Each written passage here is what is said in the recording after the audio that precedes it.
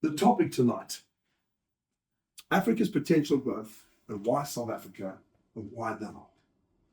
I'm going to focus broadly on the Africa piece, and we can really get into the nitty-gritty when we speak to our two business owners about why South Africa, why now. I'll give you some sort of high-level overviews. But I'd like to kick off tonight with full disclosure and full honesty in that lovely Renee, who's sitting over there, is a family friend.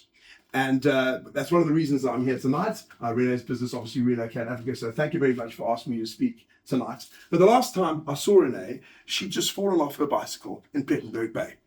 And she was covered in blood and in her cycling kit with blood sort of gushing out of her leg. And I said to her husband, who I was at school with and obviously family friends, I took him aside, I don't know if you know this, and I said, Andrew, stop messing about. Andrew's my junior at school, so I went into the school mode. I said, you've got to get your wife to Cape Town immediately. Stop fanning about because this is a seaside resort and you've got to get moving. Now, fast forward to now. My best friend in England he's a Brit. He's a high net worth individual. He lives not too far from where we live. Well, just a caveat there, we live in a bungalow in a nice area. But he's just flown to Plettenberg Bay to have his knee replaced because the technology is so good at that Plettenberg Bay hospital. And the best knee surgeons, it used to be Ian Diamond in Johannesburg, but now they all live in Plettenberg Bay. And when we're talking about growth and Africa, and South Africa in particular, there are all these nuggets everywhere. And we all know these stories and we need to tell them. We need to keep telling them and reminding ourselves that that's why a Brit who is very well off, can have all his operations done here, chose to go to his house on Beachy Head Drive to have his knee replaced in Plettenberg Bay Hospital. Now, I think this must have been about 8 years ago or so, maybe a little bit longer, but wonderful to see you again, and I'm glad to see you walking upright. It was all a little bit frightening. It's all coming back to me now. So Renee's been sending messages to everybody these last couple of days saying, Ed's going to inspire everyone. He's going to just speak for about 10 minutes and inspire. That's why I've got cards. I want to keep myself honest with the timing. And inspiration is a wonderful word. I think there's two kinds of inspiration. One is you hear something, you read something, you see something, and then obviously your brain sort of fires away and it motivates you into action. So when I was a little boy, my parents took me to see Joseph and his amazing Technicolor Dreamcoat when I was 6 or 7 years old. And bang, that was it for me. That was inspiration into motivation, right? That's part of my role here tonight with you. The other kind of inspiration is when there's something bigger than us. It's almost otherworldly, but something awesome and awe-inspiring. And I think that's where Africa comes in.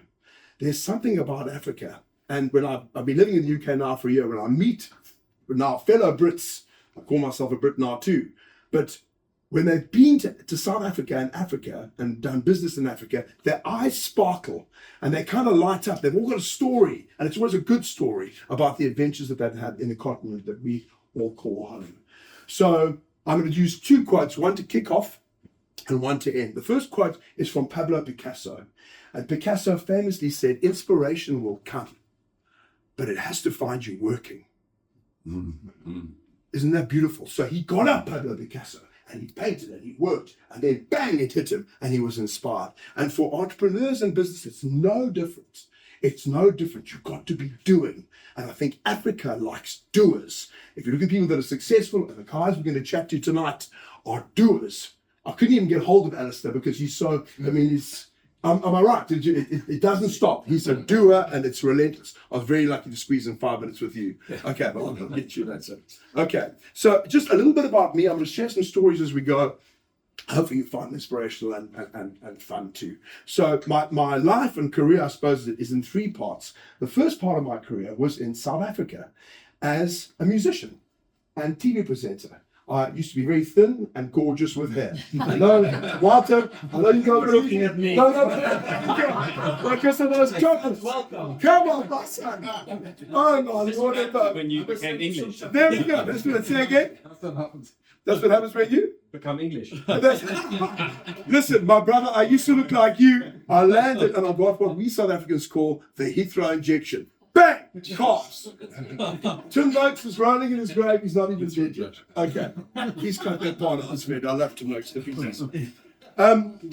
During this time, okay, of 25 years, let's say from 1990, I was so lucky to be out of my comfort zone with the artists that I worked with. So I worked with Cheval Gloucester. I supported Johnny Clegg in some of his shows. I worked as a keyboard player for Mango Groove. I was part of a movement. But what it did was it took me out of my sheltered environment into Southern Africa and into the way to behave in these sorts of environments that were so different from my own. And I loved it. I loved the people and I loved the energy. I was the musical director at Sun International for 4 years. And for 3 of those, we ran charity events to raise money for the Tapalogo AIDS Hospice. We brought artists from overseas. We combined art, music, food, and fashion. And the guys I worked with were incredible. But the reason I'm telling this story is that some of the people that came into Southern Africa got it, and some didn't, which is fine. But when you get it and you're all in, it is the most wonderful thing. John Legend came to our shows. Didn't get it. He liked staying at the palace. Didn't really like coming out to see the orphanages and stuff like that. Seal is a British musician. He's an Englishman. His dad, I think his mother's Nigerian. His father's Brazilian. What a talent. I love Seal. He's one of my absolute all-time favorites. He arrived and he got stuck in. As we say in South Africa, he got on the back of the bus. He was out there in the dust and the dirt. And he came back again and again. And there's just something about that wonderful effect that Africa has on you, no matter where you are, that you can just see these gaps and opportunities to help, to make a difference. But when it's part of your soul, it's part of your soul forever. I really think the best thing about being on TV and making music was that I got to meet the most incredible people, specifically Archbishop Emeritus Desmond Tutu, who had a huge effect on me as a young boy. I met him when I was 13 years old. And of course, Nelson Mandela, who had a profound effect on me. And today I represent them because they're in heaven now. And I think when Madiba left, he said, it's in your hands. And that means we don't give up. It means we carry on. And we have the South African Chamber of Commerce events, and we say yes to doing them, and we keep spreading good news stories and bringing people into the fold. That's what our job is. So I honor them tonight. I performed at Nelson Mandela's memorial service, one of my own compositions, and that sort of marked the end of a career for me. Funnily enough, it was facilitated by Archbishop Desmond Tutu, and it was the most unbelievable thing. And the very next year, I joined Standard Bank, which is where Richie's working now.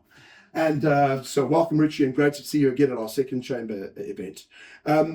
What an incredible thing. So this sort of passion and love for the arts and music, now working for the biggest bank in Africa by assets. Standard Bank is the biggest bank in Africa by assets. About 54,000 people work there. It is the most amazing place, and I joined them in 2014. I still work for them on contract with the insurance and asset management business, and I do some comms for them. I run something called the Financial Fitness Academy, where I teach financial literacy up and down the continent. But I want to share with you the learnings that I got while I had this role. So from a music and arts background, this bank brought me in. To this day, I'm incredibly grateful for this opportunity. My job was to glue the businesses together, from Ghana to Uganda to Kenya to Jersey, Isle of Man, London, Mauritius, and get a cohesive feel for the wealth businesses. That's all the non-banking products for the wealth businesses. You know that. So I set to it, and they flew me everywhere. Now just picture this. I'm 46 years old, and every month I'm going to a different African country. I would never have done this otherwise, but I went into Kenya and then out again. Now, my mother's Kenyan, so there's a nice sort of connection there. I knew all the South African spaces like Swaziland, obviously, and Namibia and Zimbabwe. That was all fine. But I'm going to tell you what happened one day in the car park before I went to Nigeria. Our first time in Nigeria, the CMO got out of her car. Now, I'm a strategic parker. I don't know about you guys and your careers. You should always try and park near to the important guys. Just as if it's just a mistake. You go, oh, hi, how you doing, girl? I've been doing that my whole life. I see where they park, and just next door, whatever. So I did a strategic park, and out she came. She looked at me and she said, I've seen the work this is in the car park now, in Rosebank. She said, I've seen the work you do, and you're very good, but you're going to Nigeria today. And I want to tell you something. When you're in Nigeria, I want you to think that you're in someone's house. I want you to behave as if you're in their home, where they're going to serve you tea with their mom and gran in the same room. That's how I want you to conduct yourself when you go there. And I'm so glad she did that. Because what a learning as a young guy making his way up through a corporate system to arrive in Lagos. Now, guys, I went to Lagos, to Abuja, to Port Harcourt. I've run seminars on Bonny Island on the oil rigs. But I start every single session by just prepping before, as I did before I saw you all now. Sorry about for that awkward 30 seconds before I was getting into my space of respect, of the deepest and most profound respect when you're operating in Africa. It's a different way of doing business. And there's a message you get from me today. It's that you're going into someone else's home. But if you do that respectfully, Alistair, am I right? If you go in respectfully like that, and you partner up, you can really make magic and change the world. And I've seen the converse of that. I've seen some of my colleagues behave badly and arrive in environments like that with a kind of funny sort of South African or Brit kind of arrogance or here we go there. Doesn't wash there. And all the same, Mauritius, Ghana, Uganda, whatever the case may be, I think to come in with the deepest love and respect for where you are in someone else's home. It's our home too, when you're in these different countries as you're operating. That's something to hold at the forefront. So, sure, wonderful memories. I'm getting all emotional here in front of my colleague at the same time. So, let's talk about Kenya. Richie was in Kenya last, how many years ago? 7 years ago. Okay, so one of our colleagues at Standard Bank was a mentor in all these travels up and down. And he said to me, each time that's the worst part of business travel, I'm sure you all agree, it's driving to the airport and back from the airport. That is the most laborious, horrible bit. He looked at me the first time he went to Kenya. He said, listen, and that used to be a long airport drive. He said, don't look at your phone. Always, as you land in Kampala, as you land in Lagos, you look at the buildings. Because each time you come will be a few months apart and you will see these buildings popping up like this each time. And he's absolutely right. We're talking about growth and growth opportunities. If you travel, and I know some of you do, and I know some of you are planning to, you've got to do it. You've got to get there. They've got to taste the chocolate in front of you. We can't do it from here. It's a quick flight through. It's just 11 hours. 12 to Cape Town. Sorry, it's my new friend, Walter, I said it correctly. There we go. Walter's in the chocolate business, which is probably not the best. Is there a diet plan you make? Not so much. Okay, that's the piece of the whole point purpose. Anyone been to Nairobi in the last 5 years? Please put your hands up. 1, 2. Just 2, 3, 4 of you. In the last 5 years. Okay. Last year's. Wonderful. Is it wonderful? Okay. Okay, you Sylvester, you know what I'm going to tell everybody. So, sorry, just to get back into the groove. When landing in Kenya, it used to take, and I'm not exaggerating, dear friends and colleagues and fellow chamber members, it used to take 2 hours to get from the airport to the Campisi. So you arrive at the airport, go for a wee, buy water, and get a chicken sandwich because it was a long, long trip. Now, I'm not exaggerating, it's 10 minutes. It's 10 minutes. So you come out, you go through with your yellow fever pamphlets, and then into the car, and it's a 10-minute highway. And the skyline of Nairobi has changed completely. In Lagos, I remember clearly seeing these buildings coming up every time I went there, just watching shifts work 24 hours, so 12 and then 12 and then 12, just round the clock, building new cities around that lovely sort of the yacht district, whatever the case may be. You all know, people are sort of nodding away.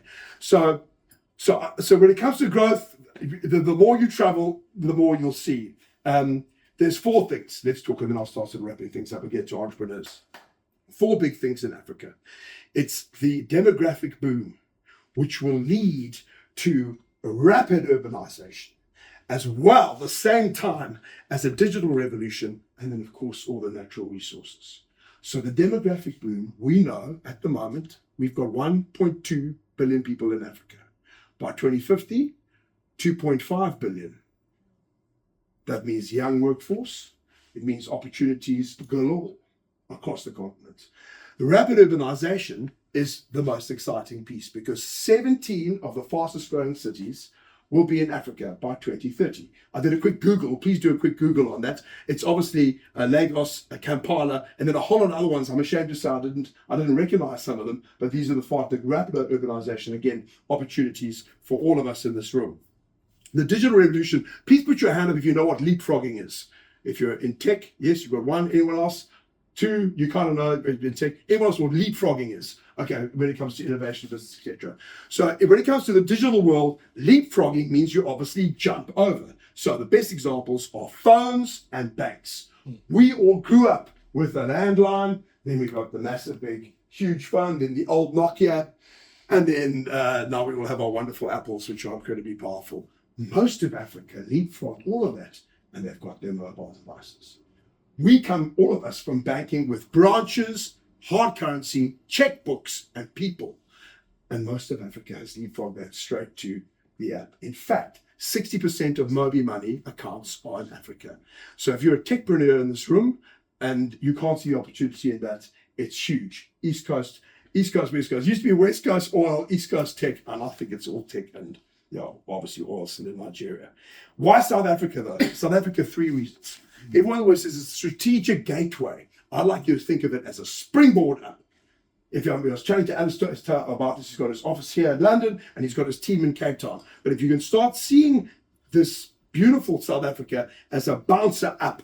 If you want to go to Uganda now, I think there are 3 different flights to Uganda. You can't go directly from London to Uganda, if I'm not mistaken. You've got to go South Africa and up again. So it's the gateway. It's a springboard into Africa. This is incredibly important for those of you who've never been there. Our banking systems in South Africa are, the most important word here is stable. They were set up by the most incredible men and women nowadays. But in the old days, it was what we in South Africa call parate men from the army who set up our financial services. They, as we say in Joburg, it's proper. Richie and I work at the biggest bank in Africa. This facilitates all your dreams and goals from a South African perspective up into Africa. Standard Bank as an example, okay, as well as Richie and our competitors. Standard Bank is in 22 African countries. So that gives you an in and a place to set up wherever you go. Some cases it's the biggest bank, I think like it's in Uganda, and others it's sort of a bit further down the list, wherever the case may be. But a huge opportunity, but just to appease any sort of worries you may have, it is the most stable and brilliant system that's been set up. It's international, one of the best in the world. And then the last piece about South Africa is this young, skilled workforce. So I think Alistair's going to tell us a little bit about. So part of the training that I do for Standard Bank still is in Ghana, Nigeria, and the standard's really high. A lot of these guys have been educated in England, come back, but apart from that, they're confident, articulate, and they're brilliant. And for a while, the South Africa piece wasn't up to their standard. But in the last year, something's happened. And there are 20-year-old, 25-year-olds, sorry, they're through the graduate program and up into 35, that are unbelievable and bright and excited. And I think you'd be missing a trick. I mean, hear more from Alistair about his operation in Cape Town in just 1 minute.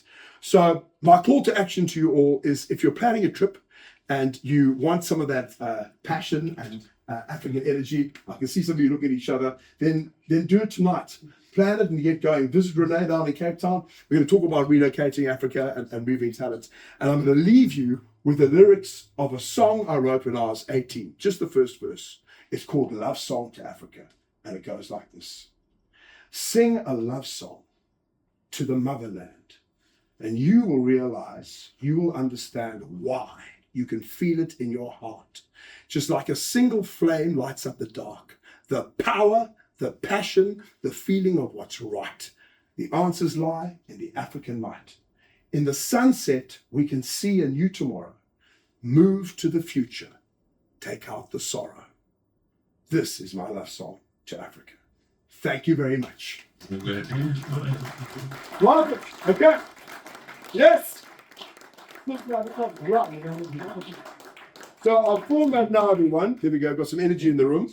I'm going to start with Andrew, actually. Andrew, please bring your champagne over. I think is that appropriate? Champagne in the chamber, hand in hand. There we go. Should we top you up, or are you okay to field some questions? There we go. Okay, yes, did you have a microphone in one hand, glass in the other? So I have some questions for you, but dear Andrew, I think I'm going to probably just sit over here. Could you please introduce yourself and share a little bit about your operation, your business? Yeah, I'm Andrew Pigott, Business Development Director of AJ Power. We're an engineering company based in Northern Ireland. We manufacture generators, and we also do a lot of sustainable things with battery energy storage systems, commercially viable emission reduction technologies. And we also have a company in a branch in Dubai and a subsidiary in Cape Town. And if you want to tell me how we came about and started in Cape Town, it's a bit of a random story. So I got married 10 years ago in Cape Town. To a South African? to an Irish girl. That was your first who mistake. I went to school with. But yeah, so I went to visit a customer who we were selling some product to, and he said, "Product's good. The business is actually for sale. Are you interested?"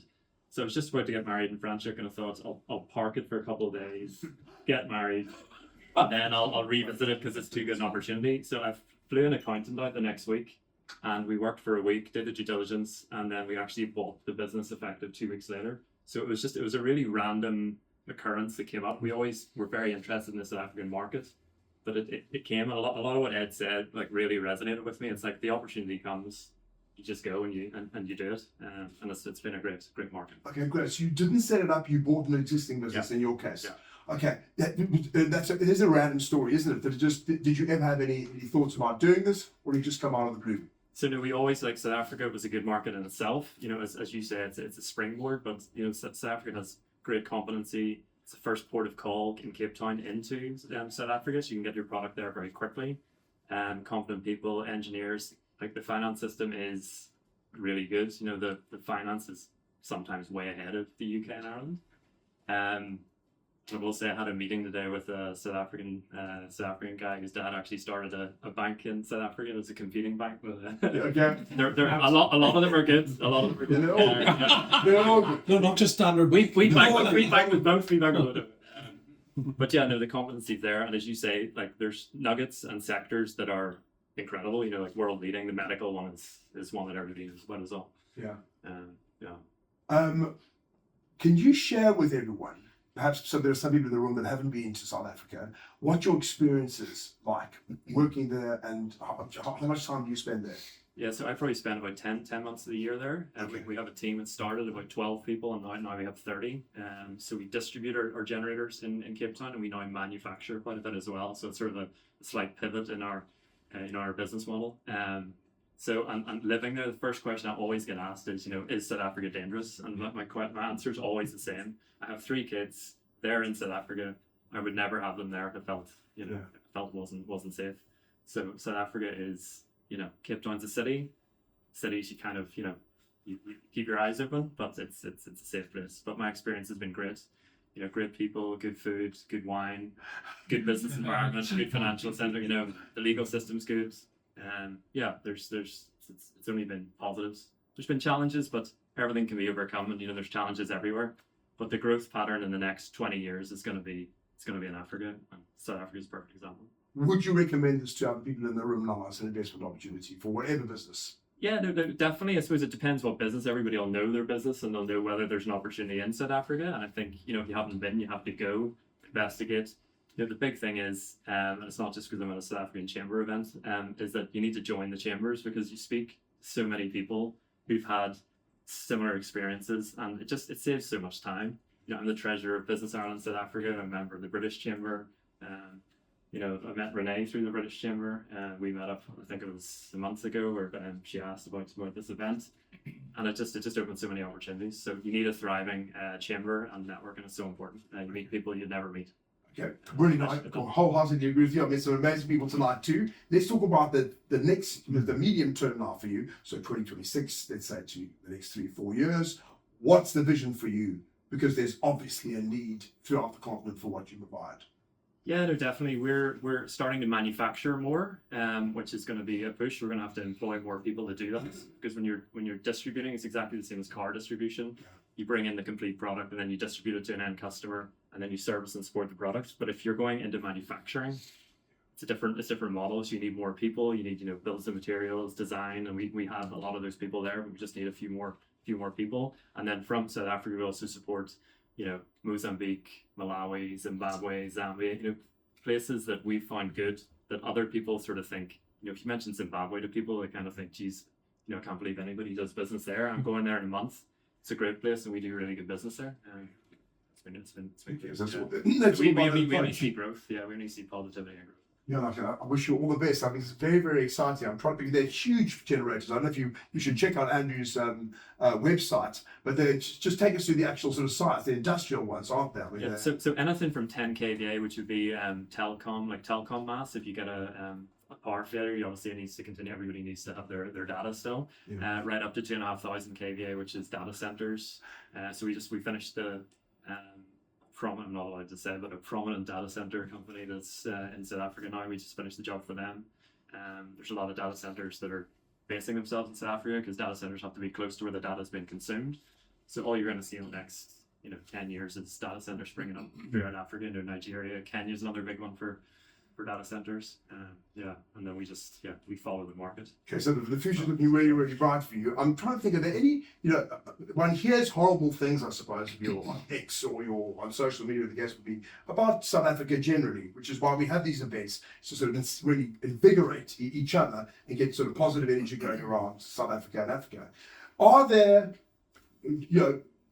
hoops that you've got to jump through or challenges that you face when it comes to business and running your business from Cape Town? Sure, like there are challenges. I think the ports is one that everybody's is seeing, and it's a bit of a struggle at the minute, Cape Town port. But again, we're working to overcome those challenges. There's a lot of things you can't control, but you can again speak to a lot of people and see how they've approached the challenge. So that's one. And we're actually working with a large South African corporate who brings in, like, they move 13,000 containers a year. So we're working with them to see if we can get, because of their scale, that we can get our containers in quicker. So that is one solution. Visas is the one everybody talks about, but if you've got companies such as Renee, so you overcome. You just need to find the good people who you find at these events.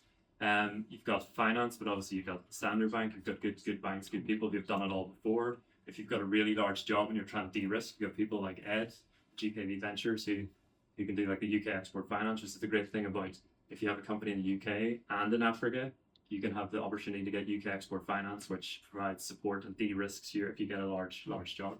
So look, there are risks, but you can overcome them if you're the places to look.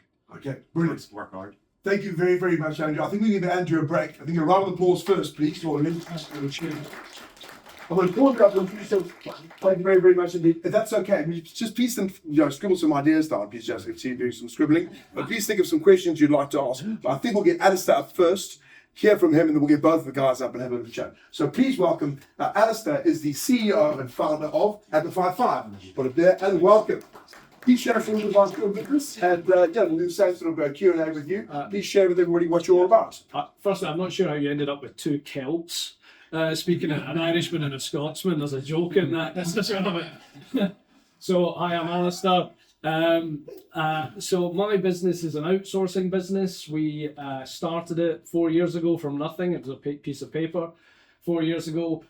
Today we now have 10 people here in the UK, 1 in the US, and 750 colleagues in Cape Town working for 30 different companies, some very famous brands here in the UK. So you would be surprised to know that just down the road, Fortnum's and Mason's, the King's Grocer, we do all of their customer service from Cape Town. We even got a compliment from the Palace over Christmas when we sorted out a biscuits issue. So we do that stuff, and we're now expanding into the US as well with some clients there as well.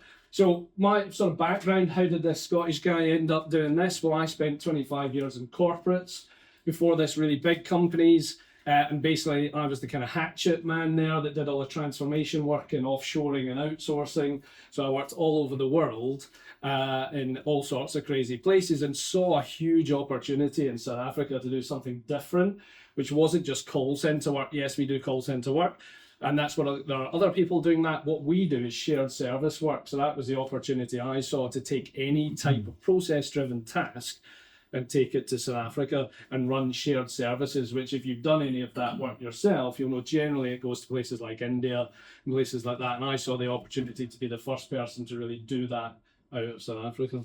Yeah. What advice would you give to anyone here about setting something up in South Africa?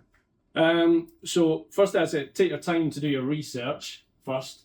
Go out, I think talk to people is right. Don't believe the first person you speak to. Get counsel, opinion. I think joining all the forums is right, and just again networking. My main piece of advice would be you need to have the old man in Havana. Yeah. You need somebody on the ground that you can trust, that can do the legwork for you. So obviously I spend a lot of time going up and down, but I do have some key people that I recruited from my past into the business very early on that I could trust down there. It is 6,000 miles away. You can't just get there straight away. Also, you need to do stuff it's not all digital, so you still have to turn up places like a police station now and again to sign something. That's a little bit difficult if you're here. So you definitely need somebody on the ground if you want to get up and running and you want to grow at the sort of pace that we have. Because really, we've grown in 2 years. It took a year to get the business up and running, and it's really only been 2 years where we've grown. Please tell us about the offices that you have and where they are in Cape Town, and are all 700 in the office, or they're remote or flexible? How does it work? Yeah, so all the colleagues are in the office. So we have 3 office buildings in downtown Cape Town. So in amongst the banks and stuff there, we can see all of those banks you've mentioned from our office windows. We're in the skyscrapers in the downtown area where we've got chunks of office buildings. I've got 3 floors here, 3 floors there. And really what I've built is I've tried to replicate, and I have a sales slogan, which is London in Africa. And that's what I'm kind of selling to clients. So they come and they see it and they're absolutely blown away by the standard of the office, the quality of the internet. There's no load shedding in the CBD.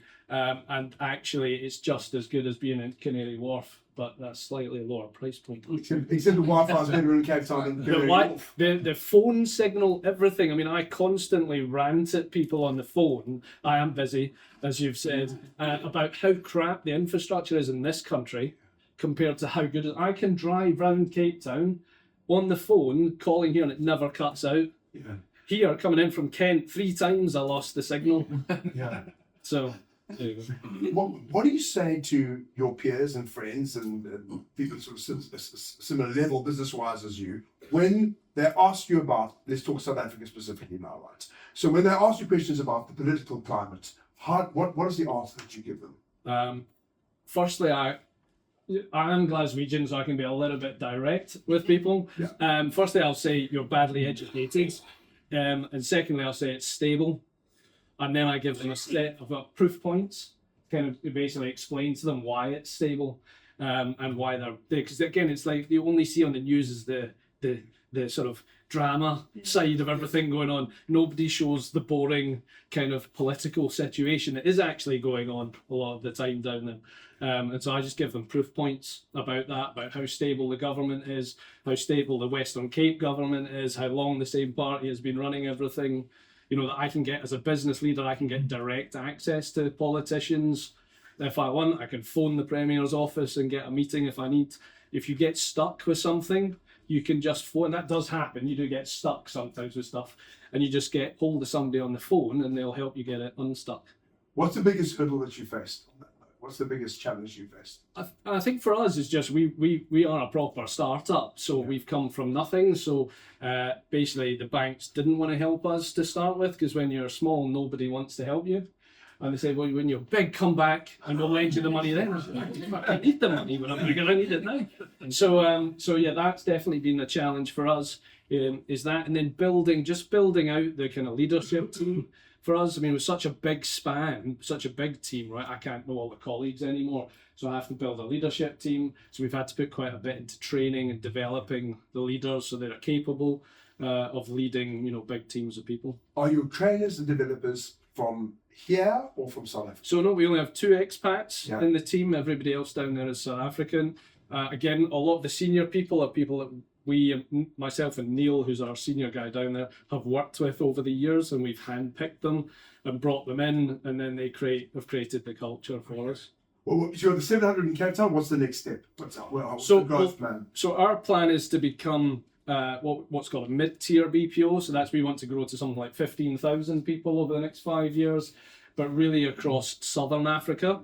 So it's interesting hearing people talk about there is huge, I've seen it already. There's not just Cape Town, we won't do it all there. There is opportunities in Johannesburg, there are other places like that. We are very interested in other Southern African countries like Kenya that have been mentioned to go and set up there as well. I just think there's such huge potential with the population, and actually the younger age groups actually want to work. They actually want to turn up, they actually want to earn money, and they actually want to get on. And that I saw as a corporate here leader that just dissipate over the last 20 years to the point it just became really difficult. And so that's why I got more and more aggressive in my corporate career of moving stuff offshore. is the most powerful thing you said, those last two sentences now, about this workforce and this. In South Africa, we call it gees. You can't say that in Ireland. It means something different. I'm aware of that. I know you can't. But it's an energy that I think the youngsters have got now. And I've never seen anything like it before. It really went through a dip, didn't it? But sort of, what's the right? I suppose maybe COVID had something to do with it. And so lethargy. There's definitely an energy. We hear it from the clients. The clients come down. A lot of our accounts are small accounts, 15 to 30 people. The client will come to do their training, and the first thing they say at the end of the first day is, "Wow, weren't the guys so passionate?" And they wanted to ask questions and know stuff. You run a training course here, your first day with the 15 kids that have turned up. The first thing they said is, "How do I get your job?" And then they start immediately like, "How do I get promoted? How much time do I get off?" Right, so somebody needs to do the work first. Okay, thank you very much, Alistair. Big round of applause. Ed, you mentioned about people going to South Africa, and when they come out of South Africa, their eyes are light up, and probably it's got something to do with load shedding. I'm not too sure.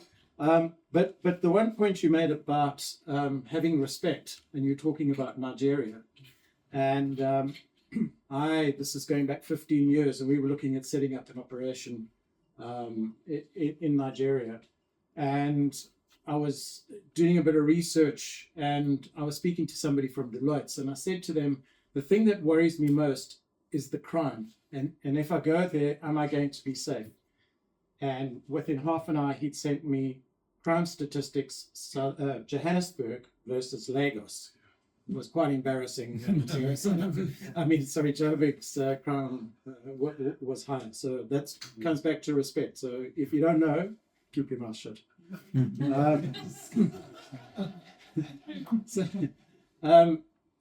Andrew mentioned memberships of chambers and how helpful they are. So to people that are members, thank you. Those that aren't members, why not? But please carry on, and more food, more drinks, and enjoy yourself. Thank you.